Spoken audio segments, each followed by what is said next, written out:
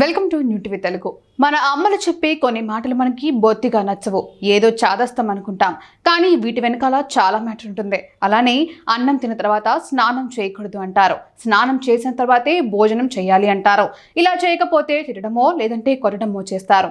అసలు భోజనం చేసిన తర్వాత స్నానం ఎందుకు చేయకూడదు? చేస్తే ఏం జరుగుతుంది?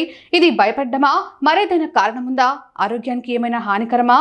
అబ్బో, ఇలాంటి ఎన్నో ప్రశ్నలు మనకి ఉంటాయి.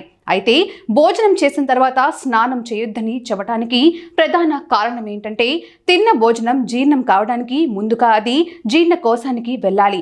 అక్కడ నుంచి పొట్ట పేగుల్లోకి వెళుతుంది. దీనివల్ల పొట్టలో ఆహారం పెట్టుకొని స్నానం చేస్తే శరీరం వేడి అయ్యే సమయంలో సడన్ గా శరీరం చల్లబడటంతో జీర్ణ వ్యవస్థపై ప్రభావం చూపుతుంది. దీనివల్ల జీర్ణ ప్రక్రియ మందగిస్తుంది.